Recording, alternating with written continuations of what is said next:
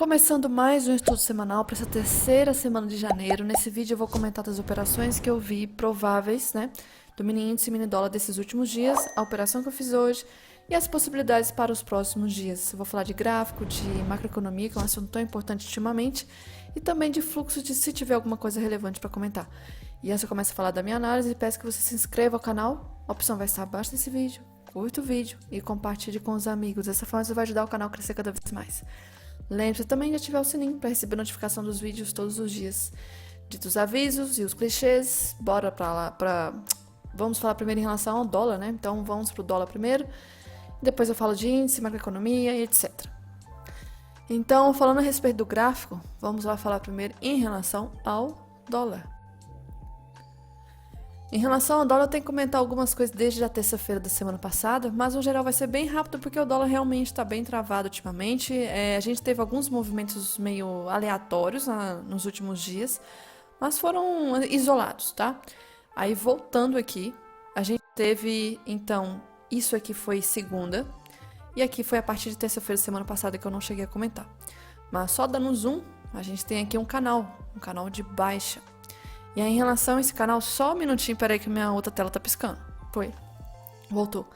Então, em relação, nós temos a questão do canal, que está respeitando bastante ainda.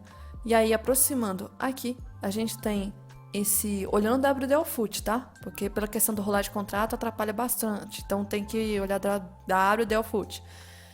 Nós temos aqui terça-feira bem travado, ó. Estava em torno das médias. Pelo menos eu não vejo o que ser feito. Não via, né, o que ser feito. E continuou não vendo, no caso, alguma coisa ser feito. Ficou travado praticamente até o final do dia. Estava dentro dessa trava desde o dia anterior e desde aqui praticamente sexta-feira, né, numa grande lateralidade. E aí nós temos a quarta-feira. Quarta-feira aqui, a gente teve um movimento bem forte, né, nessa parte da manhã. Inclusive, estou tentando lembrar o que foi... A questão, lembrei, da suspensão dos vistos em relação a 75 países. Só que aí depois veio o comunicado que não é de turismo, é de outro tipo de visto. Mas isso acabou sendo, assim, ignorado completamente nos últimos dias. Ninguém levou muito a sério. O próprio mercado no dia mesmo aqui já devolveu tudo. Então, sim, foi bem desnecessário esse movimento. De qualquer forma, início do dia, eu não vejo o que ser feito. Setup de VWAP, pra quê? Pra quê? Se tá na cara da 200, não tem? E aí tenta renovar a fundo e como eu sempre falo, né, a gente tem que pensar na questão de rompimento verdadeiro. Testou região do fundo, rompimento falso. Nós temos candles muito próximos do fundo. E aí, finalmente, nós temos um rompimento mais afastado, só que nem foi acionada a mínima. Então, pra quê? E aí voltou o movimento e teve essa explosão.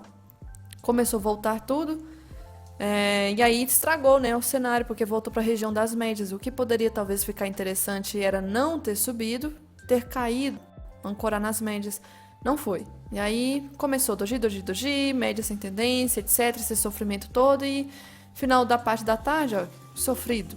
Então nada a ser feito. Dia seguinte, em relação ao movimento, a abertura local, não vejo também muito o que ser feito, a área de trap zone, tanto é que travou bastante, não conseguiu dar sequência à queda. Temos gap entre candles, volume fraco, e aí o movimento começa a ter um certo volume depois do à vista. Chega a fechar o gap, chega no ajuste, chega na nossa média não, LT do canal, que está sendo muito importante, inclusive foi fator para a operação de hoje, e volta, faz como se fosse um topo duplo, mas gente, isso aqui, se for olhar gráfico de candles, eu não vejo o que fazer, talvez só renco. E aí começou a cair de uma forma desenfreada, que essa parte eu já não acompanhei.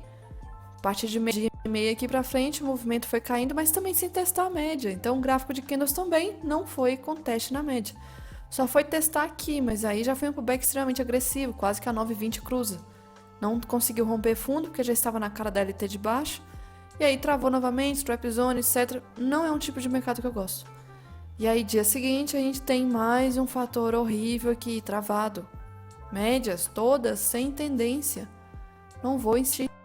O movimento tenta renovar topo, não consegue ir, volta pro back agressivo, quebrou 9,20 de novo, eu não consigo ter médias aqui a meu favor. Acaba que o cenário faz um belo topo duplo, mas e daí? E daí? Gráfico de candles não tem o que ser feito. Tudo isso aqui falando de gráfico de candles, porque renko sempre vai dar, né? Troca de cor. E aí nós temos um movimento aqui fazendo como se fosse tipo um canal. Esse canal deu sequência a ser de baixo, mas travou depois de novo. E range muito curto, um range curto para trabalhar. E aí nós temos o movimento de ontem. Ontem uma abertura aqui, que é um caso de gap dinâmico, só que a gente não faz esse tipo de operação em dólar. Não é bom a longo prazo, não tem muitos exemplos favoráveis. E acaba sendo mais um dia para esse fator, não é favorável. E aí o movimento acaba voltando tudo, um jeito de volta muito complicado, porque as médias estão tentando ir para cima 9, só que as demais estão meio para baixo. Aí tem a 200 passando, enrolou, né? Está aqui como se fosse um gatunete. E aí as médias começaram a desenrolar para baixo. Agora começou, mas gráfico de candles também não vejo nada. Talvez só Renko ia dar aqui. E aí nós temos um belo canal, né, que é uma bandeira, bem sofrido. E uma coisa infelizmente complicada do dólar é que uma pessoa que pode fazer uma operação aqui, ela tem chance de ficar num ninho travadíssimo. Porque é o comum, você imagina fazer uma operação aqui, você fica travada mais de uma hora. Faz uma operação aqui, fica travada mais de uma hora, o preço não está andando. Acaba renovando o fundo de uma forma um pouco esticada, só que tô na LT do canal. E aí já era praticamente parte da tarde, não vi esse movimento todo aqui final e fechou nessa região, mas digo mesmo, médias também sem tendência. Já hoje a gente já vê um movimento um pouco diferente, dá pra ver o cenário dos candles em relação à força, médias.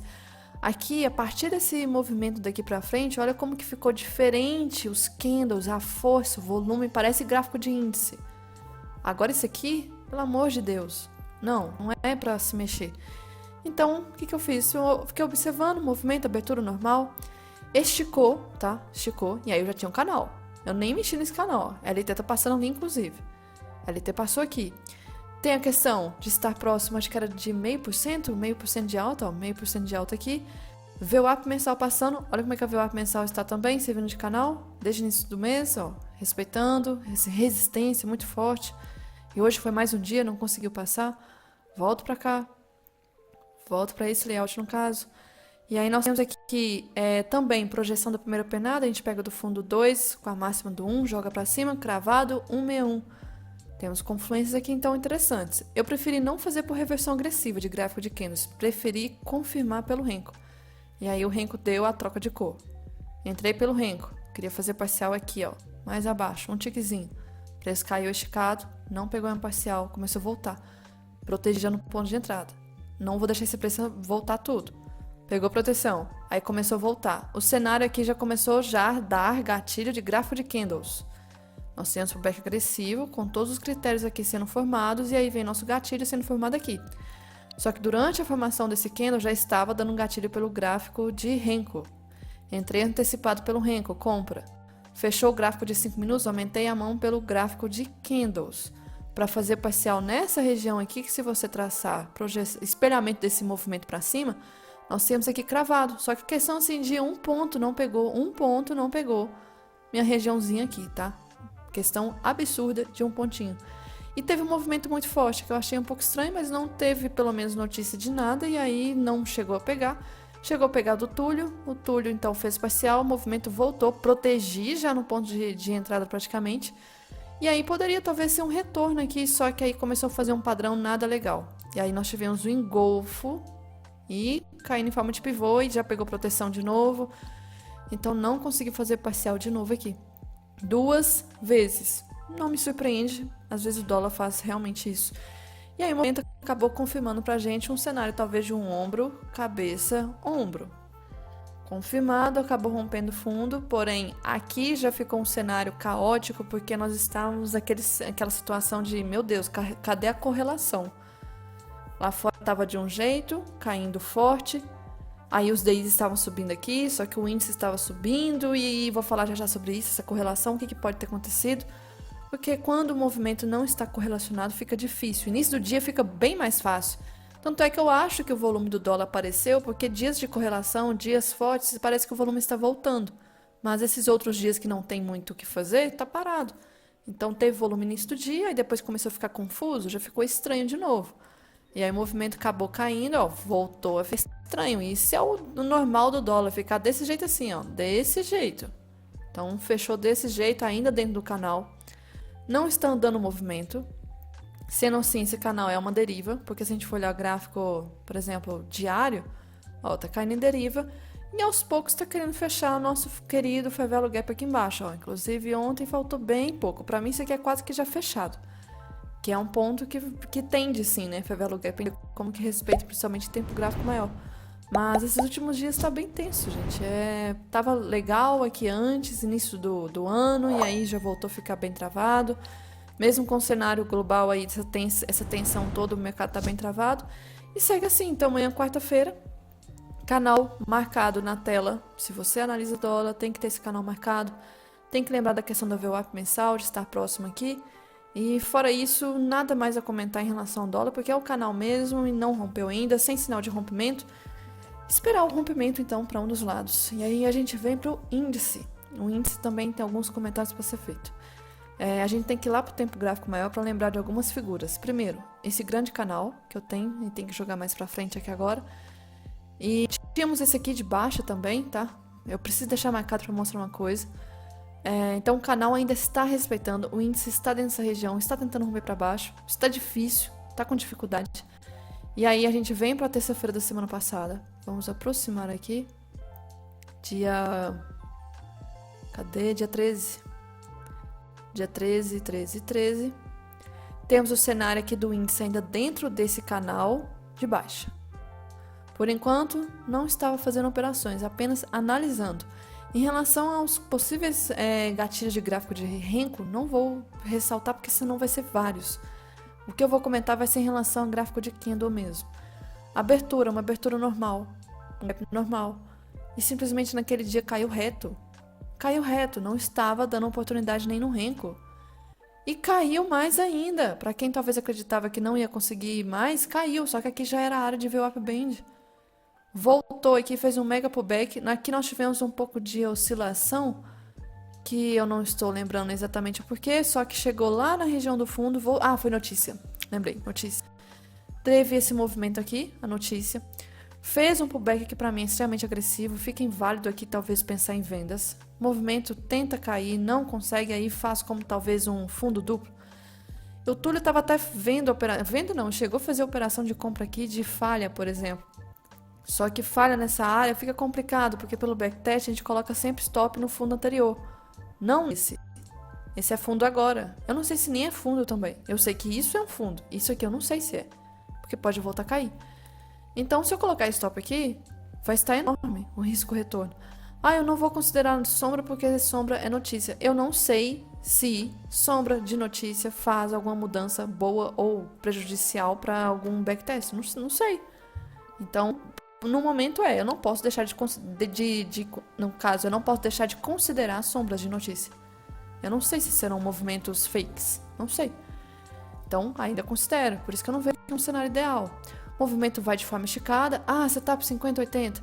Pelo gráfico de candles, infelizmente não tem risco retorno, mas pelo Renko teria talvez a oportunidade ali sim. E aí o movimento meio que faz um ombro, cabeça, ombro inclinado, bem complicado aqui, ó. Pode também ser visto como se fosse uma bandeira. Acaba caindo, só que nós temos o fundo, por isso que eu falo que eu acho que sombra de notícia é relevante, é área de negociação sim. Não conseguiu romper o fundo dessa sombra, dessa notícia. E aí travou até o final do dia. Dia seguinte foi o dia aqui que até o Valdênio estava comentando a respeito de gap dinâmico. E aí a gente tem aqui um cenário sim de gap dinâmico, não é tão perfeito, porque infelizmente a abertura foi bem cravada na média 80. Se for ver em relação a gatilho, 5 minutos não teve um bom gatilho aqui. Mas se a gente for ver em relação ao 2 minutos, toda hora meu gráfico tá travando quando eu mudo o tempo aqui. Pronto. Em relação ao 2 minutos, sim, a gente teve, tá? Então foi gatilho aqui do 2. Foi ser parcial 1 para 1. Praticamente chegou nessa região aqui. E se talvez tivesse mais contratos, daria para segurar mais também. Mas, enfim, o movimento seguiu forte. Foi um dia de super tendência que a gente não imaginaria que fosse isso. E aí, nessa região aqui, acaba dando esse pullback. Aí a pessoa pode pensar, nossa, esse seria um bom pullback. Com o gráfico parado é muito fácil de falar. Mas ao vivo, eu estava até falando, gente, está complicado. Temos alguns conflitos aí. 9 nem passou pela 200. 9 está bem longe da média 20. Nós temos a questão do candle ter tido muitas sombras. E se for colocar stop, ó, mais ou menos um stop 365, se colocar um pouco mais para baixo, para a média de 20 subir, fica um pouco inviável aqui. Mas, como que eu ia saber que ia ser super tendência? O preço foi subindo em forma de canal. Então, por mais que tenha sido alta, foi formado com pivôs muito fracos aqui. Então, nós temos um caso de deriva. Aí, nesse caso de deriva aqui, prefiro ficar de fora, esperar a deriva romper. E aí, eu tava comentando em relação a essa média 20. Média 20, espera ela romper, pense em algo abaixo dela. Rompeu. Só que aí... Então, voltando aqui, fechou com super tendência, fechou esticado, fechou rompendo aquele canal que eu tinha aqui de baixo. Esse canal de baixo aqui acabou confirmando, foi uma grande bandeira de alta. Aí, voltando pra cá, então, por ter fechado na região de Keltner, por estar dessa forma, eu até avisei no dia que se no dia seguinte continuar subindo, sinto muito, eu vou ficar só observando. Não consigo ver bons cenários de compra na área de Keltner. Dia seguinte, então, continuou subindo inicialmente no dia, só que uma subida em forma de uma deriva, não conseguiu ter aquela força toda. Um típico movimento em área de Keltner normal, inclusive. E aí eu comentei que interessante seria esperar essa média de 20 ser testada, e aí abaixo dela já pensar em operação. Deu, tá? Eu lembro que deu pelo Renko.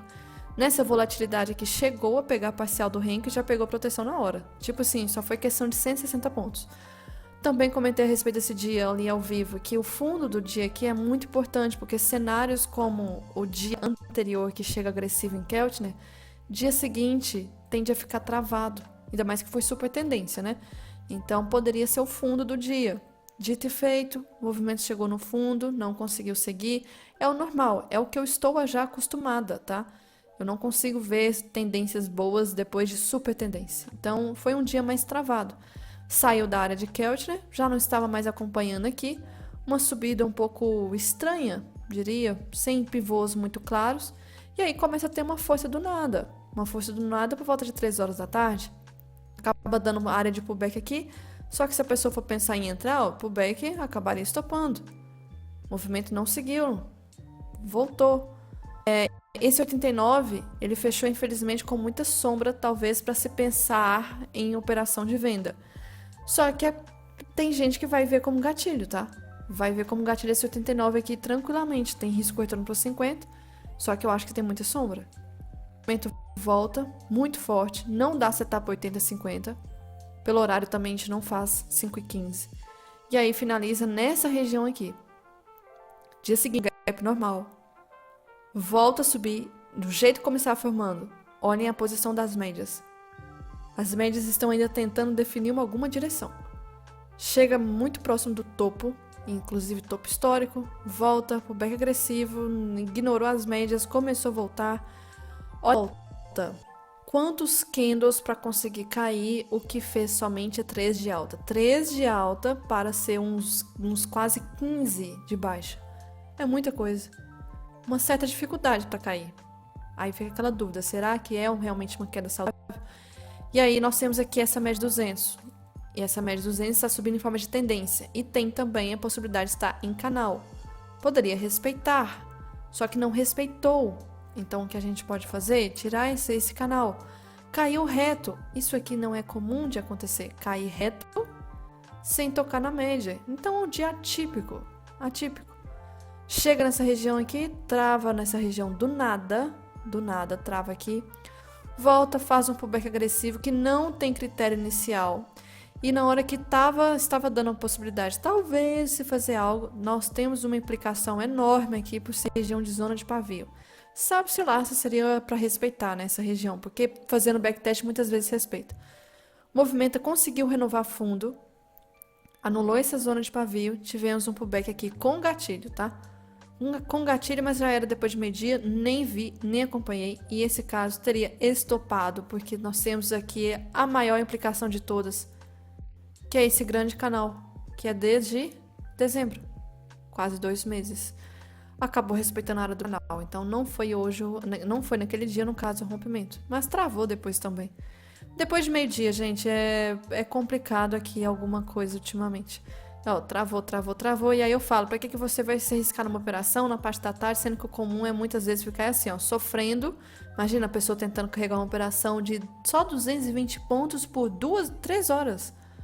3 horas. Tá. Aí dia seguinte nós temos um gap dinâmico, temos aqui um cenário onde nós temos possibilidade de pensar em gatilho. Os 5 minutos mas não foi acionado. Temos o 2 minutos. Será que o 2 foi acionado? Aí a gente volta pra cá.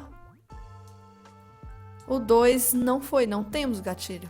Então não tem o que fazer. Então é só cenário de observação.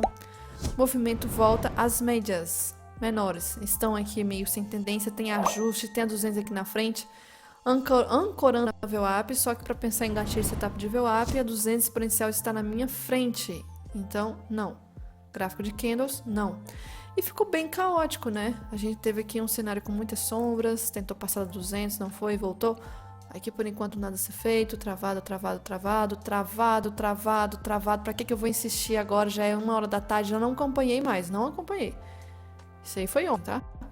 E aí o cenário aqui, ó, trap zone, trap zone, trap zone, trap zone, VWAP no meio, bagunça. Pra que mexer com operação aqui? Aí tá, dia de hoje. Aí sim, dia de hoje. E ontem foi feriado nos Estados Unidos. Então já ajuda demais o preço ficar travado. Dia de hoje nós temos uma relevância aqui em relação ao gap. Temos um gap de baixa com gap dinâmico. O gatilho aqui em relação a ser de venda, ou pelo 5 ou pelo 2 minutos, nós tivemos aqui pelo 2. Só que o 2 não foi acionado. Então a gente não faz nada. E o 5 não foi. Aí nesse cenário aqui eu preciso então abrir agora Renko, que o movimento estava fazendo pelo 2 minutos um retorno. Tá começando a retornar. E ancorou no 10R para fazer um pullback de alta. O que eu fiz? Comprei nesse pullback do 10R, do Renko. Comprei nessa região aqui. E o movimento acabou me estopando. Até mostrei lá nos stories também. E aí na volta, começou a voltar forte, já estava mostrando pra gente como se fosse um cenário assim. O gap dinâmico vai ser forte sim. Aceita que o gap dinâmico vai ser forte. Tanto é que acabou sendo, né? E aí meio que engolfou os 5 minutos em relação ao anterior. Só que eu não entrei em relação aos 5 minutos. Eu aproveitei essa força desse gap dinâmico. Entrei para 12R nessa região. Logo depois do stop já deu 12R.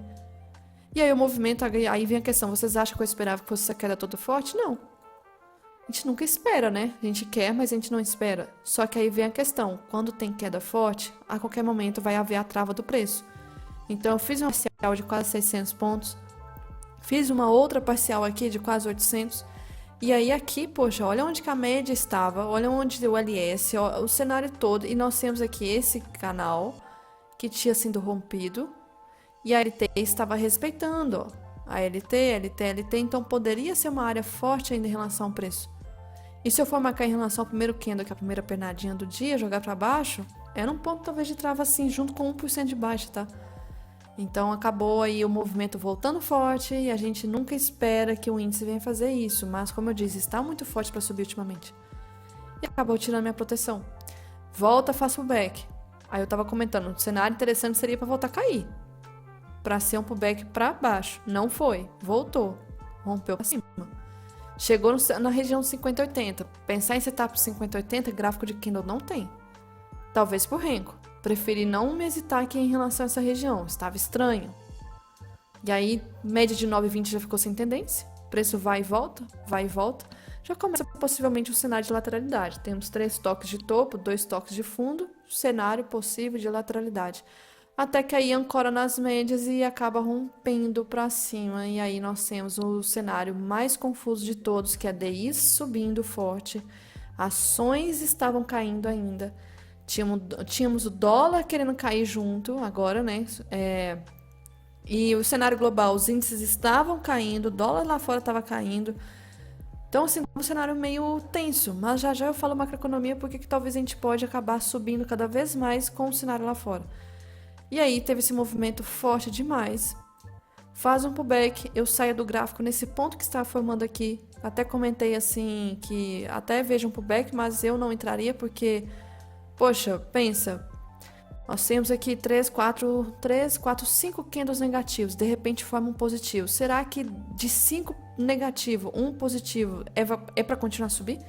E esse positivo, ele é pequeno. Ele é pequeno. Melhor não. E aí começa outro de rejeição.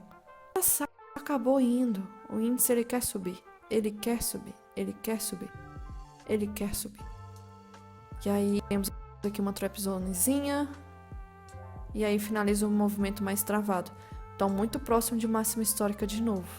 de novo e de novo. E quando a gente ir para o macro aqui, aí eu preciso ir para o Ibov, porque o Ibov tivemos atualizações da semana anterior. O Ibov eu estava comentando que não tinha renovado o máximo, não tinha conseguido. Só que na semana passada tivemos aqui renovação de máxima de novo. Só que hoje, para piorar, tivemos como se fosse pullback para subir mais ainda. Contudo, porém, entretanto, SLT aqui, lá de 2019, tá na área, hein? Tá na área. E temos essa projeção desse movimento todo daqui para cima. Está na nossa cara também. É a área de 165 mil pontos. É a área de 165, apesar que já não está mais nindo, já passou. Tem ainda como se fosse um canal aqui, subindo. Muito claro, esse canal aqui. E sendo assim, tendo esse canal, nós estamos na cara dessa resistência, que pode jogar o preço para baixo de novo. Não estou gostando dessa subida, tá? Está mais difícil subir. Se a gente for desenhar, está mais difícil para subir.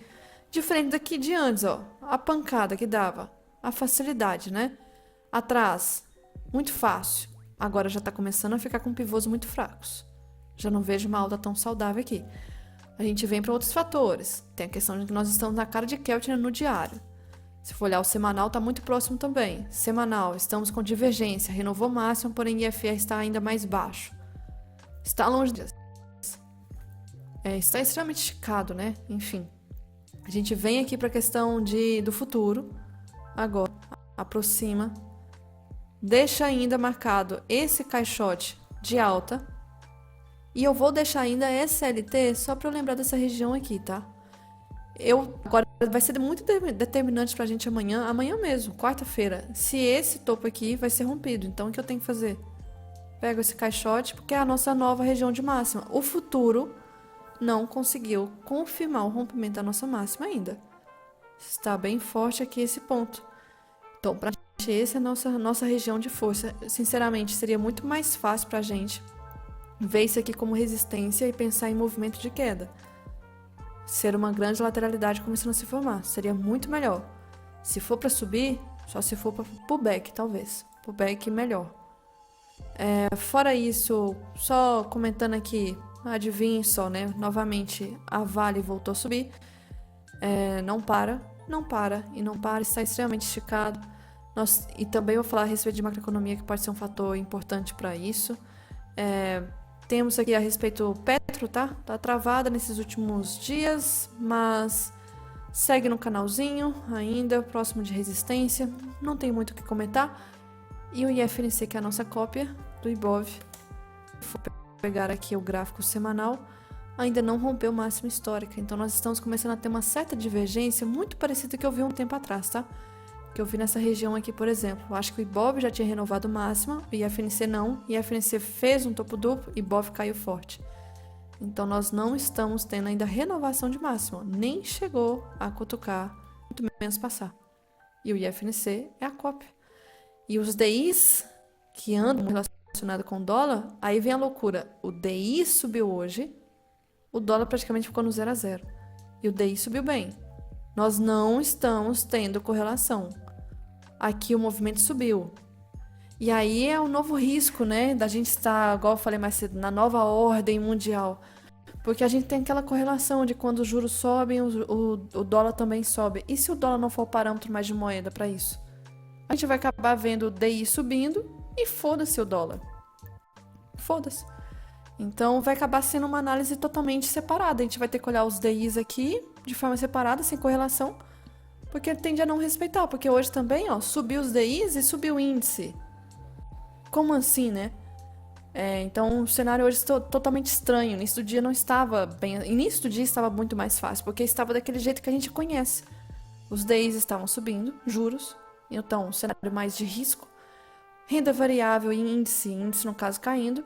E dólar moeda de segurança, no caso, subindo. Então, esse foi o padrão que a gente teve no início do dia, que é super mais fácil de entender, correlacionado. As ações estavam caindo juntas, aí depois começou a loucura. O dólar estava em alta, o índice começou a subir, só que as ações ainda estavam em queda.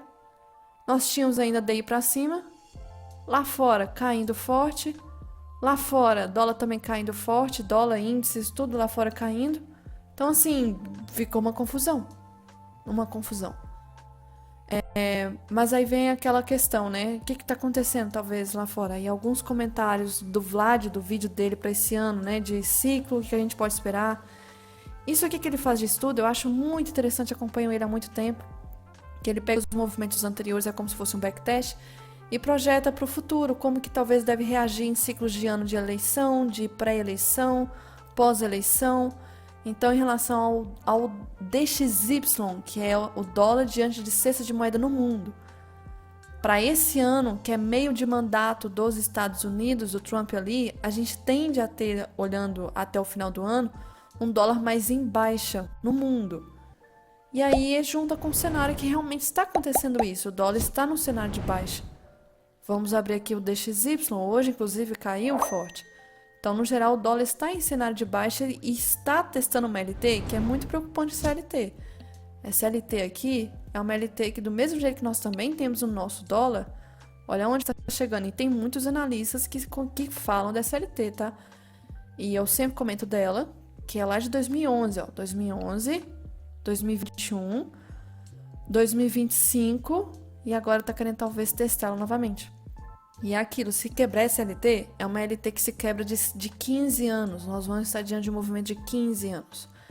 E a expectativa para esse ano é de queda. Será que vai influenciar bastante isso? Porque olhando para os meios de mandato dos presidentes anteriores, o dólar caiu. Se a gente for olhar em relação ao nosso dólar, aí já é diferente. O ano eleitoral nosso tende a ser um pouco de baixa até meados ali de abril, aí vai chegando um período ali de como é que fala, preparos, né, para a eleição, e aí começa o movimento de alta. Então, assim, olhando para o passado, independente de quem está se candidatando, como estão as pesquisas, nós temos o dólar já em alta. Então, já até se preparem, já vai começar a sair notícia, se o dólar subir nesse período, já vai sair notícia falando que o dólar subiu por causa do resultado de eleição. Então, me expliquem por que nos anos anteriores o dólar também subiu nessa época. É uma projeção, uma expectativa, porque aconteceu isso no passado. Se a gente for olhar em relação ao IBOV com o IPCA, porque o IBOV, quando a gente opera, a gente está olhando o IBOV sem a questão de inflação ao longo do tempo. Se a gente considerar a inflação, poder de compra, etc., a gente não tem o dólar nem renovando o máximo. A máxima é naquela época de 2007, 2008. Nós estamos, na verdade, próximos de um rompimento de uma área já muito importante, que é de como se fosse um triângulo ascendente, para cima, no caso. Uma resistência muito forte. E aí, será que vai buscar nossa máxima? Aí vem um movimento bem forte, hein? Só que se a gente for ver por outros indicadores, esse indicador é bem interessante, que é como se fosse de medir se está sobrecomprado ou sobrevendido. Nós tivemos um pico aqui nessa região em 2008. Adivinha o que aconteceu em 2008? Queda depois, né? Porque houve crise nos Estados Unidos, etc. Chegou nessa região do fundo aqui em meados de 2017, foi naquela época pós-impeachment, etc. Aí o índice começou a subir de novo. Nós estamos, adivinha, passando da linha de 2008. E tá muito esticado. Então, fica aquele alerta, né? Então, tá chegando um ponto muito importante. Isso aqui também, juntando com aquele ciclo que o Vlad projeta para o ano eleitoral agora, se a gente juntar todos os ciclos, que é o primeiro mandato do presidente, o do meio, o pré e o de eleição novamente, nós estamos acompanhando no geral o cenário. Porque se a gente for ver, aqui é o cenário atual, tá? Está nesse ponto. Se a gente for olhar no geral, vem acompanhando. Ó. Nós tivemos aqui o ciclo eleitoral 2022. O primeiro mandato, a projeção é o que é em preto, dos anos anteriores. E o vermelho é o que realmente andou. O meio de mandato, 2024, acabou respeitando geral. O ano passado, que respeitou, porque era esperado ser um movimento muito forte de alta e acabou sendo. E como nós temos um ano eleitoral, no caso. E aí, se a gente for juntar a questão de anos eleitorais no Brasil, para esse cenário atual, a gente tende a ter, por exemplo, janeiro, fevereiro, março, abril, alta, muito forte. E aí, depois, quando começa aquela questão de preparos da eleição, enquanto o dólar tende a subir, o índice tende a cair forte. Então, se a gente ter esse cenário mais ou menos por volta de março ou abril, começando isso, se sair notícia falando que índice está caindo forte porque fulano de tal está na frente das pesquisas, me expliquem como que o Vlad, na data de hoje, ele está com uma imagem mostrando que tende a ter queda. Então o mercado ele já está projetando muito além do futuro, tá? Não é movimento presente, não é pensando no dia de amanhã, é pensando em questão de anos para frente. Juntando com outra imagem que nós temos aqui, totalmente fugindo do assunto de índice dólar, nós temos a prata, tá? Prata está subindo de uma forma muito forte nesses últimos meses. E eu venho ressaltando, commodities como prata, ouro, cobre, etc., geralmente não tendem a andar juntas. Ouro é um ativo de segurança. Cobre já não é ativo de segurança. E aí todos estão subindo, todos os metais no geral estão subindo. É um cenário já de risco, se mudou completamente as correlações. É como se não importasse mais as correlações, focasse em usar tudo que for metal como moeda de troca de segurança. E isso aqui, esse impacto que nós estamos tendo nos últimos meses, não é esse cenário de que o mundo está uma maravilha, de que a economia no mundo está crescendo, de que estamos em senso de paz ou de acordo. Não, pelo contrário, não é isso que está acontecendo. E se a gente for ver, é um grande impacto isso aqui, tá? Mas, comentando do Twitter também, só passando aqui algumas coisinhas, ó. Na verdade, o Twitter é melhor comentar. Em relação à semana passada, o Cacau, né, comento disso aqui na aula de macroeconomia, que a gente teve um movimento muito forte de alta ali naquele período, muito pela questão da parte da oferta, e aí o Cacau tá chegando num patamar muito bacana, que é desde 2024, tá chegando uma mínima muito importante de 2 anos. Vamos ver reflexos disso aqui nos preços de chocolates com base em cacau. Outra questão que nós tivemos, né? Aí vem muita coisinha acontecendo. Nós tivemos a questão da Maria Corina entregando o prêmio Nobel da Paz para o Donald Trump, mas até o prêmio Nobel ali declarou que não tem como você transferir o prêmio. Então o que ela entregou foi como se fosse assim um presente, mas o presente está em nome dela ainda, não tem como passar para ele. Seguindo, a gente teve depois a questão de um comunicado do Donald Trump falando que, tentando, né, fazer algumas políticas internas ali. O grande plano de saúde, os preços de muitos medicamentos serão reduzidos em 300, 400 e até 500% a partir deste mês, no caso de janeiro. Mas isso não faz sentido. Reduzir o preço de algo em 300% é como se fosse, vamos supor, vou reduzir algo em 100%. É como se fosse virar gratuito. Agora, reduzir em 200 quer dizer que algo vai se tornar negativo o preço. E 300 vai tornar mais negativo ainda. Não tem sentido isso aqui, tá? Mas loucuras internas. Depois nós tivemos a questão de que o presidente Trump iria aplicar, né, as tarifas contra os países que estão não apoiando o seu desejo de anexar a Groenlândia. Em relação ao gráfico de candles, no dia 17 de janeiro, eu adoro esse perfil aqui, que é muito grafista. Nós temos o gráfico do S&P ainda respeitando um grande canal de alta do mensal, chegando numa área de resistência sem sinal de rompimento, e nós temos aqui um cenário possível de baixa, uma resistência. E se a gente for puxar com o S&P, o S&P começou a fazer isso aqui já. Então, a imagem está atualizando aqui agora. Se a gente for juntar com o Bitcoin, a imagem é do dia 16, também tivemos atualizações, caiu mais, era um possível canal. Ó. Nós temos aqui uma impulsão, correção, impulsão. Um canal de baixa, uma bandeira de baixa, no caso, canal de alta para ser bandeira de baixa. Área de resistência. E aí, na imagem atual, atualizando, o Bitcoin está já nessa região do fundo desse canal, tá? Outra questão aqui, se a gente for olhar, o Nasdaq ainda está respeitando o cenário de resistência de um grande alargamento do tempo gráfico semanal.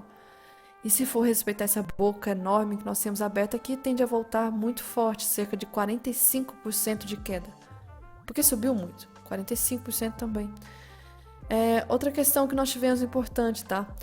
A questão do acordo Mercosul e Brasil. Assinaram depois de muitos anos. É muito bom pra gente. Na verdade, não só pra gente. Eu acho que todos os países que estão ali em negociação. Só que os efeitos não são imediatos, são de longo prazo. Tem muitas coisas que têm que ser cumpridas por vários países. Mas já é um grande passo, tá? Um grande passo aqui. E além disso, nós tivemos um grande acordo também recente que foi em relação ao Canadá e à China. Muitas coisas estão se movimentando, tá? As peças do tabuleiro estão se movimentando. Países estão tendo que se planejar. Eu acho que, inclusive, o Mercosul com a União Europeia só conseguiu fazer esse acordo por causa do Trump estar cutucando a União Europeia, tá? E essas questões, por exemplo, o Canadá entrou em acordo comercial com a China. E uma das grandes propostas ali é as moedas de negociação ser do Canadá ou da China, quando o acordo foi entre eles. E isso é extremamente forte ali para o Canadá, ou seja, movendo peças do tabuleiro, porque infelizmente estão tendo que contornar os Estados Unidos, porque não dá para garantir uma segurança nenhuma com os Estados Unidos. Amanhã é uma tarifa de 200%, 300, 400, 500, 1000, ou depois de nada volta atrás. Então, assim, isso atrapalha para o comércio, atrapalha os investidores. E aí a gente teve então o acordo do presidente chinês Xi Jinping e também o primeiro-ministro do Canadá. Aí seguindo a gente teve então mais uma vez o Donald Trump comandando o país pela sua rede social, colocando uma tarifa aí de 10% em relação a alguns países da União Europeia, só porque eles estão se movimentando para defender um país que faz parte praticamente da União Europeia. Porque quem toma conta da Groenlândia é a Dinamarca é praticamente a região da zona do euro. E nós temos aí então aplicando e dizendo que em junho vai subir para 25%. E ano passado a União Europeia tinha feito um acordo comercial com os Estados Unidos com a proposta de parar com essas tarifas ali. Em troca disso ia fazer isso, ia fazer aquilo. Simplesmente a União Europeia veio e deu suspensão a esse acordo que fizeram ano passado com os Estados Unidos. Então, atualizando aqui, o que mais? A gente teve... Deixa eu lembrar o que mais. Aí tem a questão, né, que tá uma disputa em relação à Suprema Corte com o Congresso ali americano, que eu ainda não sei como que eles não agiram contra o que está acontecendo nessas últimas semanas. Então, alguns congressistas estão afirmando que a taxação de 10% anunciada hoje, naquele dia, pelo Donald Trump, estaria obstruindo seu plano de... Essa tarifa no intuito de que contra países que estão obstruindo seu plano de anexar a Groenlândia é ilegal e deveria ser contestada tanto no Congresso quanto na Suprema Corte. Por enquanto, eles não estão fazendo nada, só estão vendo o caos acontecendo. E aí também teve a questão de que o Trump está tentando criar um comitê da paz. Uma nova ONU, talvez, né? Só que ele está destruindo a ONU. Aí ele quer construir uma dele que talvez ele vai ser o presidente. Aí ele está convidando alguns países. E convidou o Putin, logo o Putin. E convidou ao mesmo tempo, parece que o Brasil e outros países. Inclusive Bielorrússia também foi convidada e assinou hoje o acordo. E sendo que Bielorrússia foi o país ali que ajudou em relação ao ataque para a Ucrânia. E para entrar nesse comitê, tem que cobrar, no caso, na verdade, tem que pagar $1 bilhão para os Estados Unidos. Isso não é um comitê de paz, isso aí, no fim, é um intuito ali para arrecadar dinheiro. Os Estados Unidos está precisando, né, pelo jeito. Outra questão, se a gente for ver, né, como é que favorece bastante alguns grandes investidores do Donald Trump. Teve um cara que esse aqui, empresário, ele chegou a doar na época das eleições do Trump cerca de 5 milhões para a campanha dele. E aí agora que praticamente os Estados Unidos invadiu a Venezuela, ele simplesmente fechou um acordo com um contrato de 250 milhões com o petróleo da Venezuela, após a invasão do seu financiado Trump. Por isso, sorriso. Ou seja, tá ganhando horrores com isso aqui. Vai sempre ainda, no canalzinho, Divergência, RSI. Temos a questão do gráfico do ouro, no caso, não para de subir. Tá chegando no ápice aqui. Se a gente for abrir o gráfico do ouro, olha o movimento dessas últimas semanas. Esse é o gráfico semanal, tá? Ficou longe da média, voltou pra média em novembro. E tá se afastando de novo. E aí vem aquela questão, vai parar de subir. Eu não acho que não vai parar não, tá? Porque imagina a pessoa talvez que colocou, sei lá, pensou, não, vai parar de subir aqui, voltou a subir. Não está com indício nenhum de que o ouro vai começar a corrigir. Não está respeitando indicador nenhum, tá? Começa a corrigir e volta a subir. Não está respeitando. E aí vem a questão do Japão, que talvez vai ser como é que fala? O buraco do poço dos Estados Unidos, o fundo do poço. Pode ser o início ali, o Japão. Se a gente for juntar com os anos anteriores, a gente tem um grande risco, sim, tá? De ser o Japão o início, porque o Japão vai acabar tirando boa parte do dinheiro da mão dos Estados Unidos. Porque os juros do Japão não param de subir. E ressalto para quem não entendeu isso ainda, juros mais altos é o intuito do Japão de trazer de volta o dinheiro para o próprio país. Isso tira dinheiro de vários, inclusive, principalmente, Estados Unidos.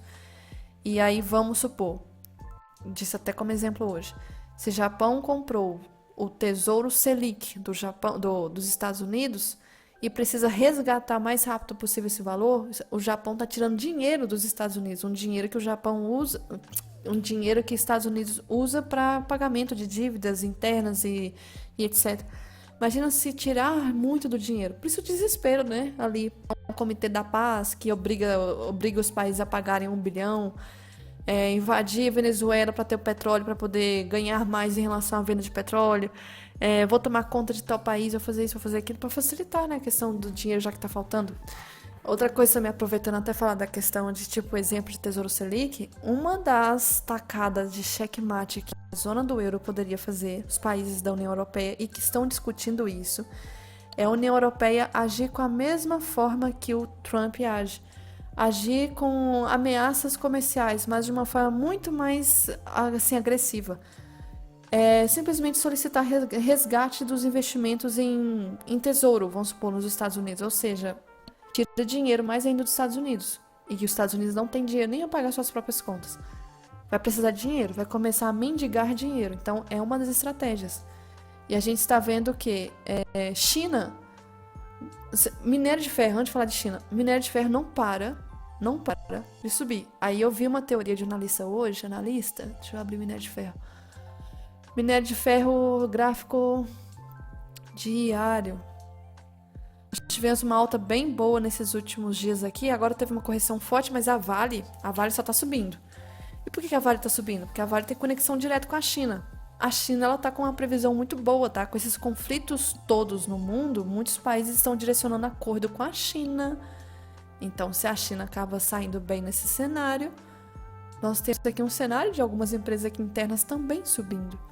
E a gente é um país que tem negócio direto com a China. E a gente acaba andando muito junto. O cenário China tá bom, o cenário Brasil pode ficar bom também. Então, se a gente pensar dessa forma, a gente está aproveitando bastante. Fora que nós somos um país neutro, nesses conflitos todos. Nós estamos no hemisfério sul. O hemisfério sul é uma região que a maioria dos países são tranquilos. É região do continente aqui da América do Sul, é da África, da região ali mais ou menos da Austrália também. Então, assim, são regiões mais tranquilas se compara com o hemisfério norte. Então, em cenário de crise, a gente acaba tendo uma certa vantagem em relação a isso, tá? Continuando, ó, Bitcoin, tentando chegar próximo aqui da região do fundo, o ouro não para de subir. E chega uma questão aqui, eu achei bem interessante. A gente não fala que, infelizmente, o empresário tem que pagar muito para o funcionário, que às vezes o funcionário não tem noção dos gastos que tem, e que o Brasil é cheio de imposto. Eu achei essa sugestão tão interessante. Pensa só, proposta para a CLT, simples. Ao invés da empresa pagar todos os benefícios dos FGTS, INSS, todos os impostos necessários, manda o dinheiro todo para o funcionário. E esses impostos são obrigatórios para o funcionário ter que pagar. Não é aquele facultativo. É obrigatório. Se não pagar, vai ter multa. Então, assim, que tem um sistema para fiscalizar. E aí ele tem que pagar por conta própria. E talvez as pessoas passam a ter noção do custo que ela tem para o empresário e passam a cobrar mais de um país com menos impostos, tá? Eu achei muito interessante. Outra questão também, em relação ao dia de ontem, o Putin fez uma declaração que eu achei muito forte e alfinetada aqui, que ele tinha comentado que, inicialmente até estranho no vídeo, ele fala que ele apoiou o plano do Trump de anexar a Groenlândia. Apoiou. Aí você pensa, oi? Mas depois ele diz, né, no vídeo, ele explica, porque alguns motivos. É duplamente positivo para a Rússia. Pois, primeiro, enfraquece a OTAN. Um sonho que o Putin acalenta há 25 anos, porque o Putin tenta aos pouquinhos ali alfinetar a Europa, né? Só que quem fez isso para ele sozinho, em questão de poucos meses, foi o Trump. Dois, reforça os argumentos que vem usando para justificar a invasão na Ucrânia. Se os Estados Unidos pode fazer isso com a Venezuela e com a Groenlândia, por que a Rússia não pode entrar de uma vez na Ucrânia? Simples, pode, faz.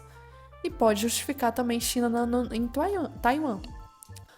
Outra questão, então nós tivemos deixa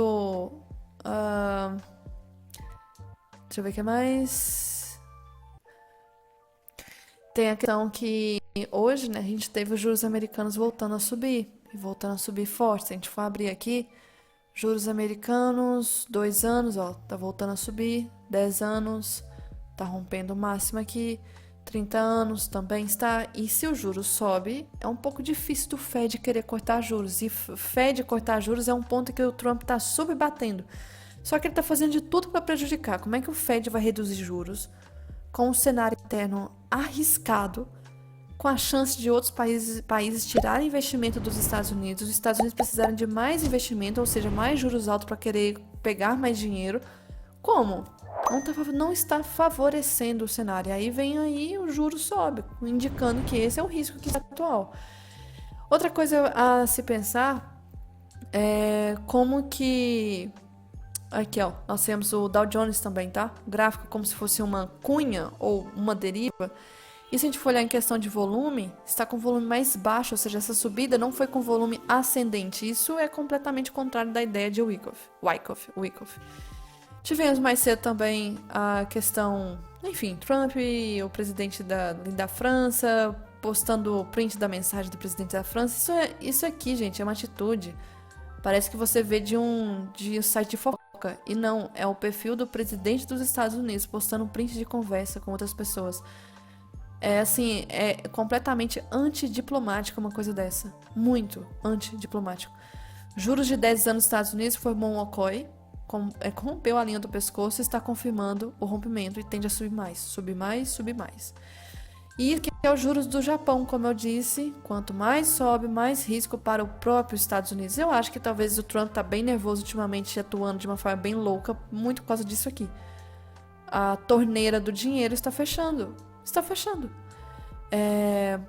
Aqui nós temos a questão do dólar, lá fora no mundo, caindo com uma barra bem forte, fechando abaixo da 200, voltando a cair. Ou seja, o Trump está meio que incentivando o dólar do próprio país a cair no mundo, perder força, perder valor. Temos a questão também de... Deixa eu ver o que mais... que muitos países já começaram a fazer o que eu falei, de vender os títulos americanos. China já vinha fazendo isso. Nós temos ali o Japão fazendo agora. Uma forma de retaliação, então, é a região da Europa fazer isso também. E vem a título de curiosidade também. Ano passado, no 11º pregão, a gente estava com cerca de 200 milhões de investidor estrangeiro comprado em bolsa. Nessa mesma data, 11º pregão de 2026, nós estamos com 7,2 bilhões. A gente se tornou um país bem favorável. Não assim, parece uma Suíça, se for ver, mas... Enfim... Mas só comentando em relação ao fluxo, 7,2 bilhões de investidores estrangeiros pelos dados da B3 comprados em bolsa.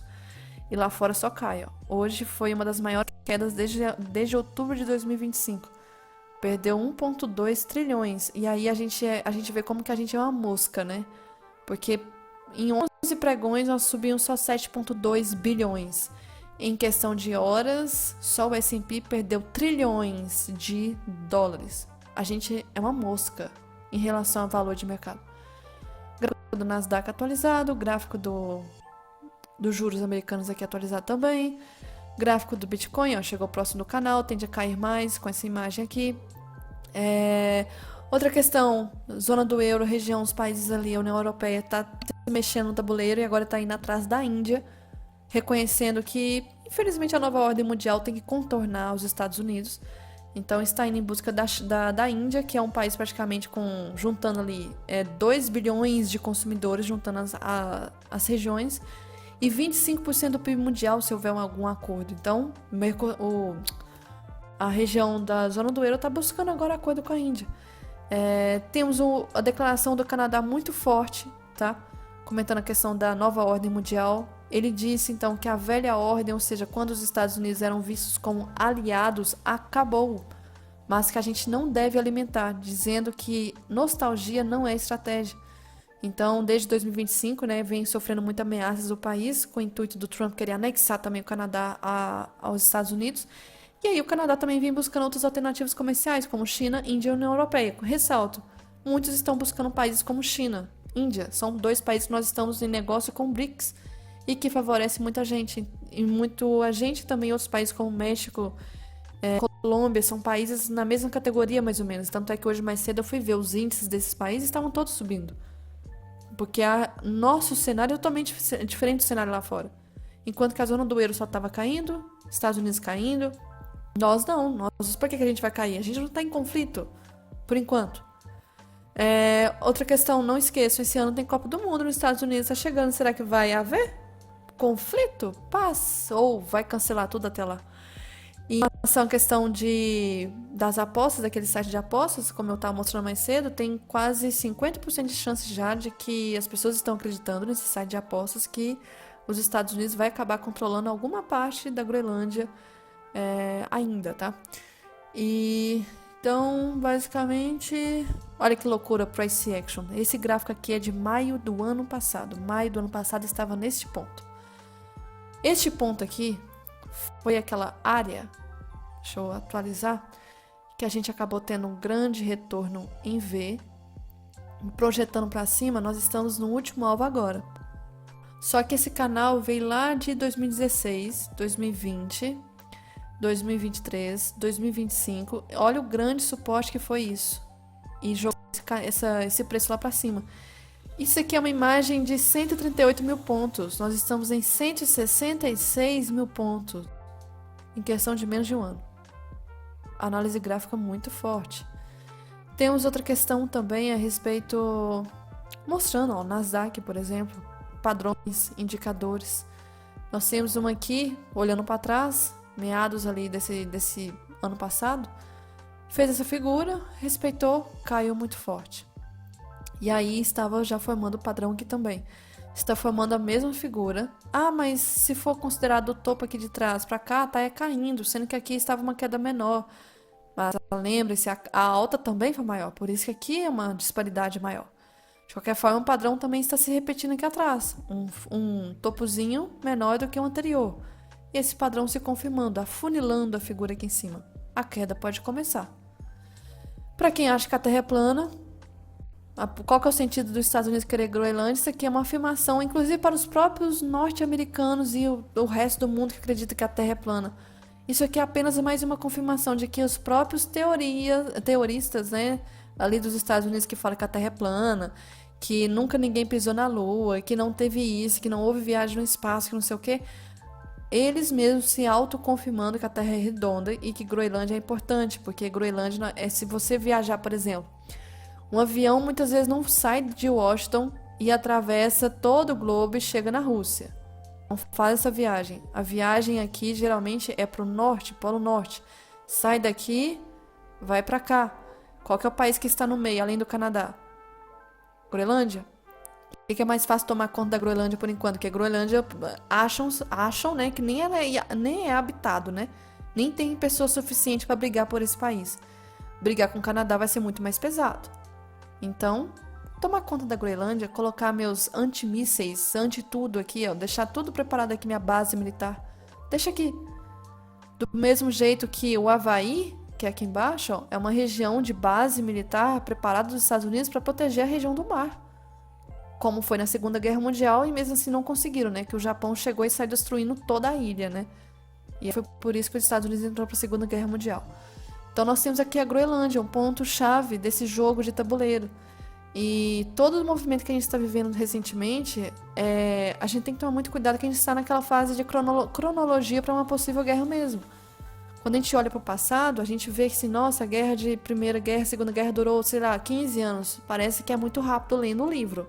Só que 15 anos é muita coisa. O primeiro ano aconteceu isso, tal presidente caiu, um outro sofreu um golpe, o outro foi morto, um outro país foi invadido, o outro foi tomado, outro isso. Então, assim, datas que vai juntando e para montar uma cronologia e depois juntar e explicar por que a guerra aconteceu. Se a gente for juntar aqui, qual foi o início, talvez, dos conflitos? Será que tem muito tempo atrás e as coisas começaram a se intensificar agora? Porque houve a questão Venezuela, agora, recente, que é um ponto de base de ter petróleo, e está mexendo com a Groenlândia. E está afetando o mundo todo, que agora temos também a questão Japão tirando dinheiro dos Estados Unidos. Temos a questão de conflitos comerciais e a situação está complicando. E reparem bem, tá? Que Rússia e China estão muito quietas, principalmente China. Xi Jinping está muito quieto ultimamente, só no silêncio, deixando o louco fazer seu papel no circo ali. Então, continuando, nós temos ali a questão, um comentário a respeito de um CDB. Tem que tomar muito cuidado com essas propostas de investimento de renda fixa, tá? É renda fixa, entende-se renda fixa como renda segura, mas nem todos são. A gente viu do Banco Master. Inclusive está entre parênteses aqui, ó, Master, porque faz parte do grupo Master. O Will Financeiro, até o Eric estava falando mais cedo, Mastercard cortou o acordo com o Will Financeiro. Não está dando mais para comprar em cartão do Mastercard, não sei como é que eles vão fazer, eles são fodidos. E aí simplesmente estão oferecendo um CDB com a taxa ali mais ou menos de um retorno de quase 39%. Nossa, isso aqui é assim, é na cara que vai dar merda. E a carência, por exemplo, alguns aqui tem carência, vamos supor, você tem que entrar agora e você pode tirar no mínimo em julho desse ano, em outubro, em setembro, em maio. Então tá com um prazo muito curto. No geral, eu acho que ela não vai sobreviver até maio, tá? Não acho até maio, não. Vai quebrar antes isso aqui. Ainda mais oferecendo algo que é muito mais fácil para uma instituição financeira como essa aqui, que está oferecendo esses valores, pessoas otárias acabar entrando e ela quebrar antes da data de vencimento, que é a data que a pessoa poderia fazer o resgate, né?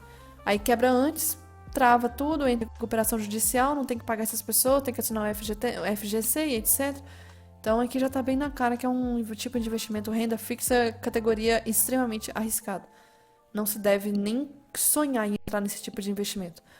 Fora isso, então acho que era só o que eu tinha que comentar. Terceira semana do mês, tende a não ter muitas notícias, geralmente é a próxima semana que tende a ter de novo. E é isso.